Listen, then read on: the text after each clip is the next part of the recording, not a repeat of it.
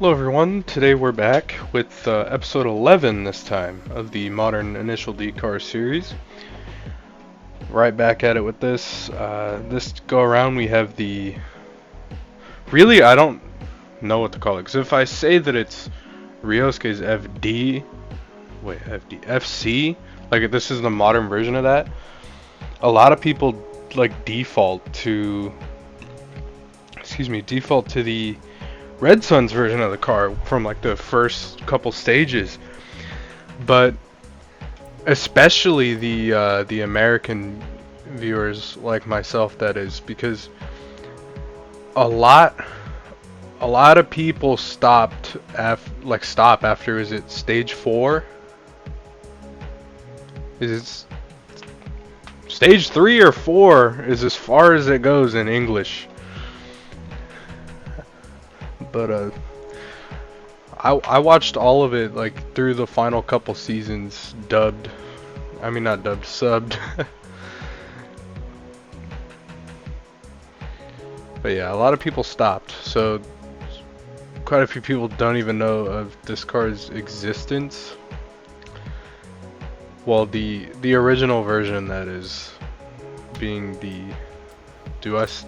I don't know if I even still have the car, to be honest with you guys, because there was that whole thing.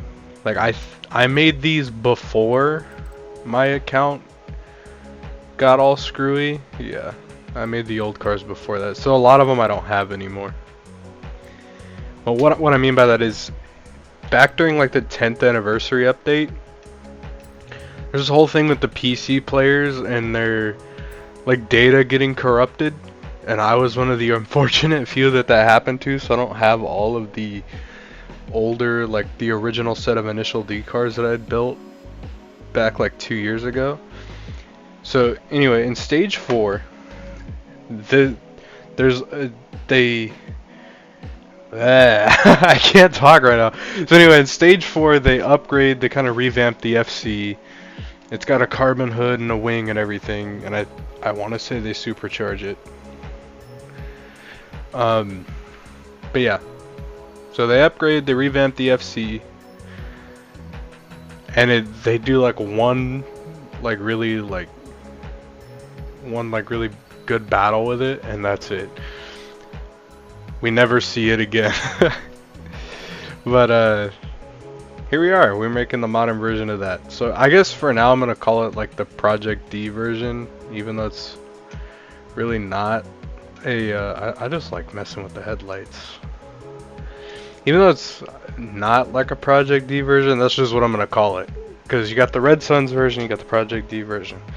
So this one is the Project D version. I figured I would explain that before we get into things. So we're going to start with the build, we're going to move into the tune, I'm going to show you guys how to make it look the way it looks, and then we're going to go on to the mountain pass. So I'm going to take it down, and that'll be it. So starting with the conversions, I think I left it all stock, or at least it should be. Maybe except for that. Yeah, okay, it's all stock. Body kit. No, I'm just kidding. Wait a minute. I don't remember 4 body kits. Oh, because this is a 97 one, huh? I don't drive this car that much. So yeah, all the conversions are stock. Then moving to aero, I went with the C West front bumper just because it gives it that little more of like that boxy feel. That the FC has. So I went with this front end. Then the only like spoiler or wing in this case. Man, my stomach is killing me right now, guys. I need to eat something. I haven't eaten today.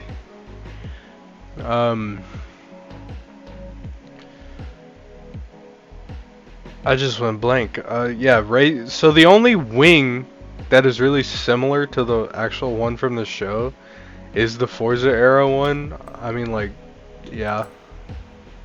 I hate it too, but that's kind of where we are. It doesn't look horrid on this car. Like, it doesn't look like absolutely terrible. Like I bleach my eyes. I don't want to see it ever again on this car. Like it doesn't look that bad. Not saying that it looks good though. So I went with the C-West rear bumper. I honestly don't know why I did that. Actually, now I know why I did that. Okay, so I think, like I've been saying in all these videos, I built this car like 3 months ago. So I'm thinking I swapped out that rear bumper because I don't know if I got like OCD or something or what, but that is a pretty sizable gap. Right, that's a pretty sizable height difference. And I just liked this one better, I guess, the C-West bumper. And C-West skirts as well. I know that I picked these skirts because it has that boxier feel like the FC. And then of course we had to do the vented hood because the FC has that vented hood. Well, not this exact vented hood, but it has a vented hood. Moving on to tires, you want the semi-slick race tire compound. Then you want 255mm fronts and 305mm rears. For the wheels, man.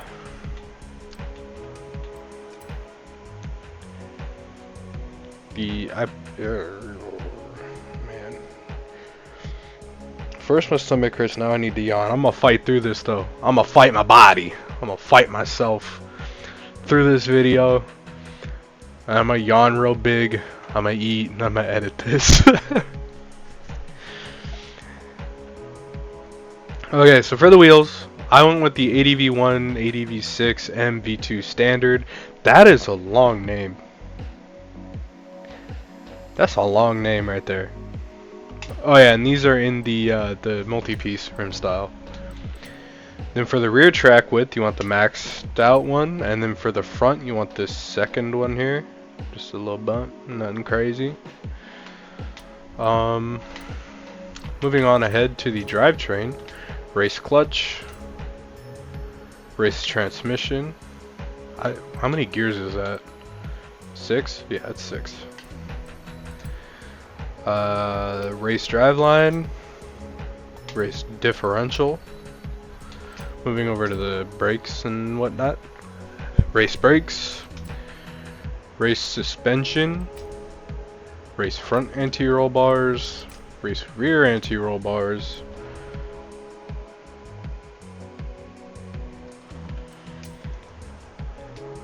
race weight reduction. I paused there for a second because my phone went off and I looked and I was like, yeah, I'm waiting on a call from my local BMW parts and service department.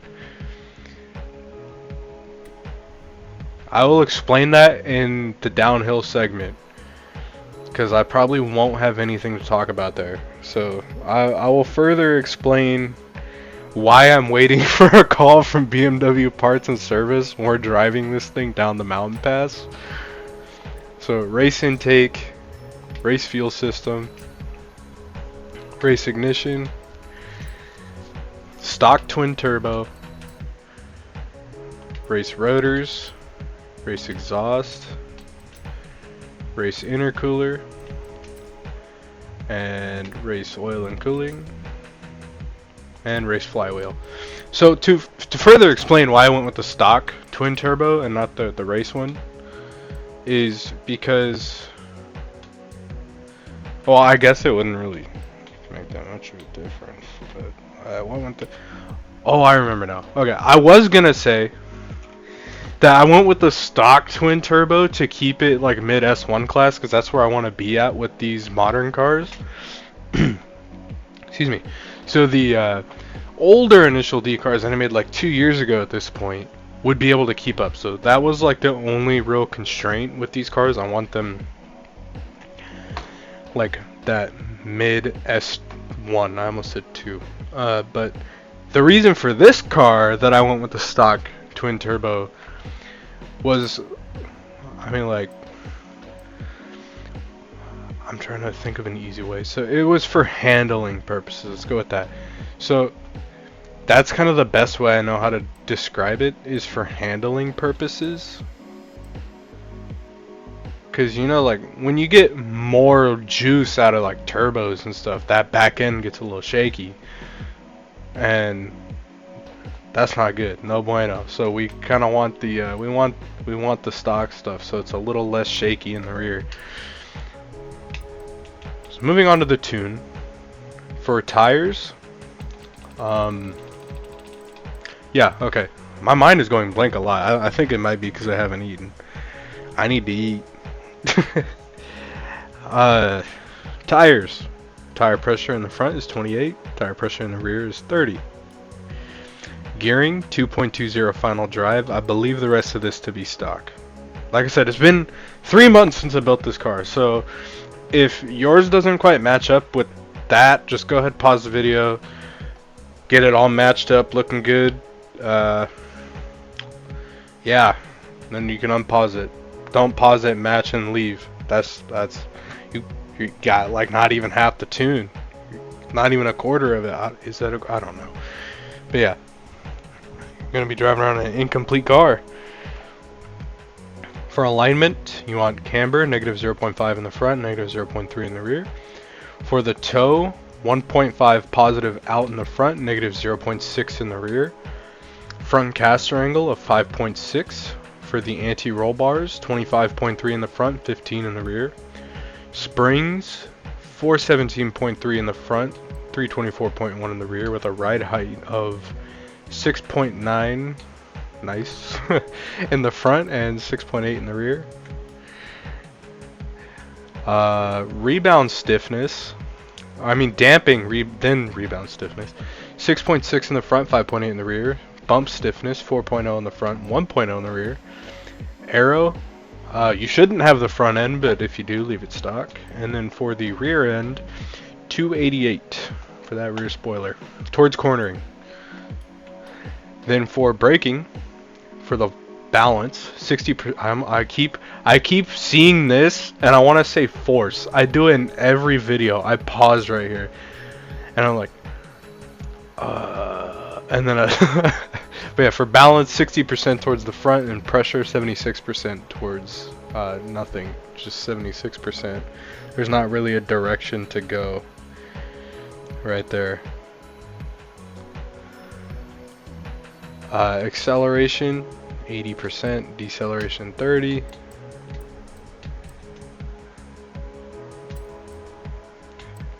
So now for the paint.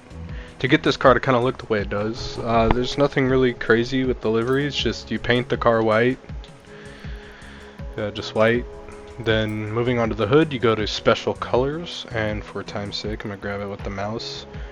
You want the carbon fiber polished. For the mirrors, they are also white. I don't even know why I clicked on that. And for the spoiler, you're gonna do the same thing. Special colors, scroll on down, carbon fiber polished. And the wheels, once more, special colors. I use a lot of the special colors. I want to say that it's the steel semi-gloss. Yeah, it is. Okay. Steel semi-gloss, tint the old windows black, and that's about it for that. So honestly, I think y'all like who have been following this series already know what I didn't do, and that's a practice run with this car before recording this video. And that's because I built this car 3 months ago. I drove the crap out of it 3 months ago, tuning it. I probably spent like 2 hours tuning this thing to get it just right. But I have not even touched the car since, until now, like 3 months later. So, this is the first go around on even driving this thing in 3 months, so my driving might be a little bit shaky. Like, I could put on a better performance, but honestly, at this point, it's become a bit of a running, like, joke that, like a running joke or like running gag, like inside joke, whatever, with me and the viewers, that I'm not doing these things. I'm not practicing. I'm just jumping in and recording. So, to be honest with you guys, Me not doing a practice run on this video was downright intentional. I had the time to do it. I was on the game previously to recording this, but this video, which is the first video of this case, it's flat out intentional that I didn't do it. I had the time. I was doing a whole bunch of nothing on Forza, like just screwing around. And yeah, here we are. So, for the sake of the running joke, I'm not gonna ever do one. I'm just gonna keep on building these cars, letting them sit for like 3 months, and then recording the videos. But moving forward, so what we're gonna do, we're gonna start right here. We're gonna go to the bottom, all the way to the bottom, and I'm gonna do my best to drive without crashing or hitting stuff, which technically is crashing, I suppose. And one last thing, I want to inform you guys, I should not have to do this every video where I make a mountain pass car, but I do. I have to do it because there's always that one guy in the comments or like wherever, like, it is not a drift car. That is why the drift score is so low. That's why my drift score is only gonna be like 200,000 to 400,000 ish, in that range. Excuse me. Yeah, so that's why it's not a drift car. It is a mountain pass race car. Man, I'm fighting off this yawn right now, and it's quite the battle. But without further ado, let's get straight on into it. Yeah, so downhill, or not even downhill. So mountain pass race car that can go both up and down the mountain. Drift car it is not. It has the capability to drift, yes, and I'm going to show you guys that, or at least attempt to when I drive it. It's just like the show. Are they drift cars? No, but can they drift? Yes. So really, the purpose of this segment, which honestly, I'm kind of defeating the purpose of this segment of the video, given that I'm not doing a practice run. So the purpose of this video is to kind of give you guys an idea of how the car drives and how it handles by watching me drive it.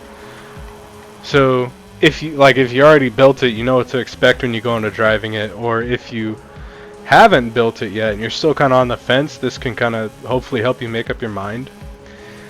And a good example of me really needing to do a practice run is when I did the modern version of Bunta's Impreza.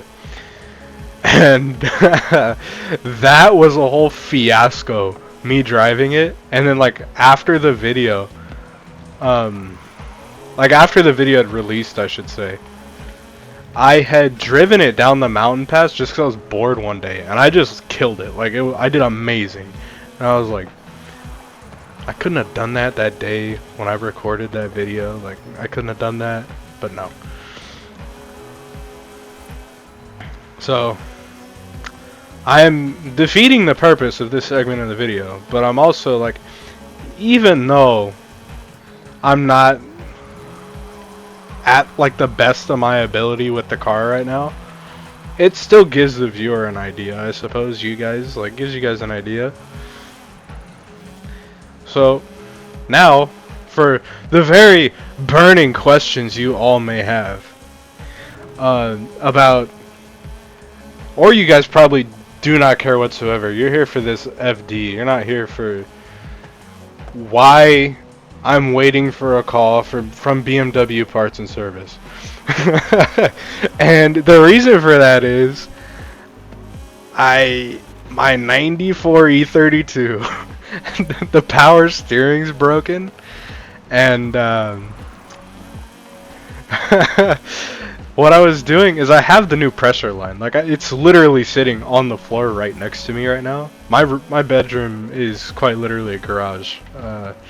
Yeah, I have the new pressure line, and to get to that, I gotta remove one of like the other power steering lines that's in front of it in the way. And when I did that, the what's it called?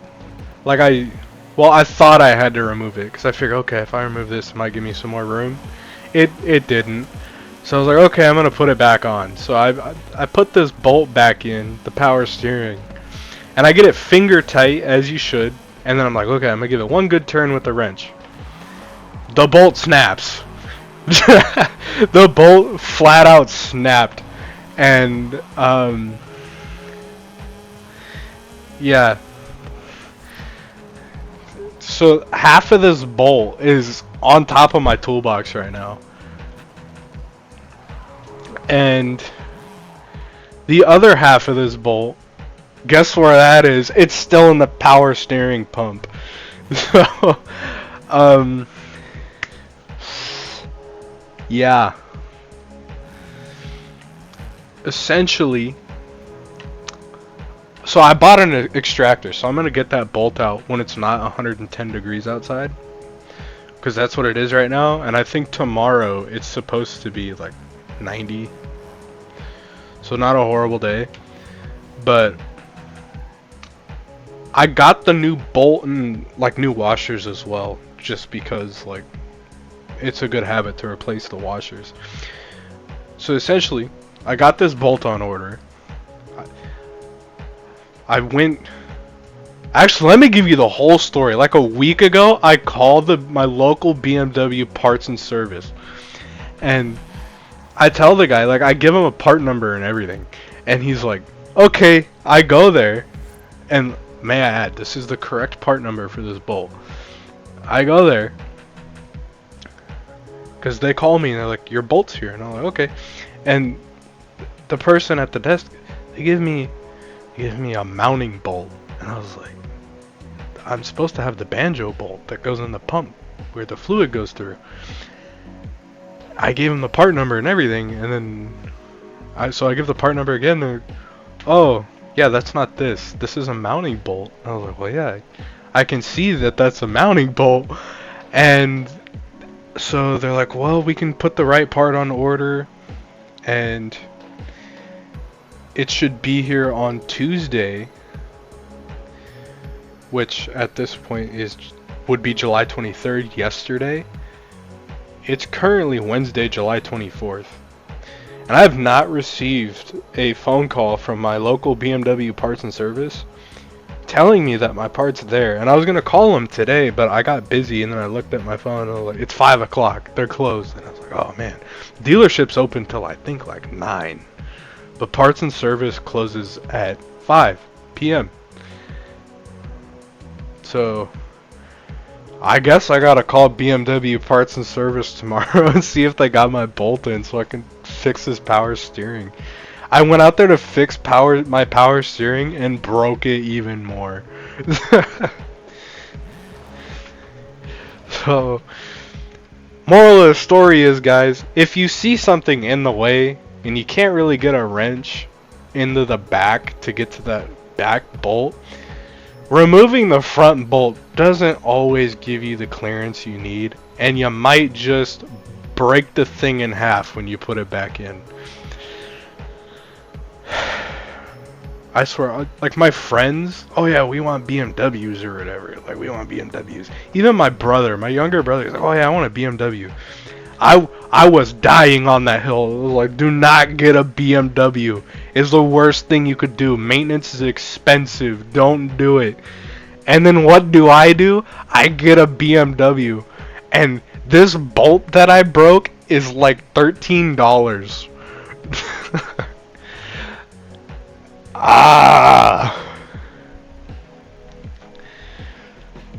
But in my defense, they wanted new BMWs. And mine's 30 years old at this point. So it's actually cool. And it was quite the steal. Like, I couldn't let this slip through the fingers, you know? I've had that car maybe a year now, and I'm just now finding the time to do stuff to it. Well, a year and a half, really. College makes you very busy and you do not have time for your project cars. And then when you do get time for them, you end up breaking them more than they were broken previously. So, I gotta call BMW Parts and Service tomorrow. And now that I'm done rambling about why I'm waiting on a call from BMW Parts and Service, yeah, let's end this video with some donuts, as we end all the videos around here on the channel.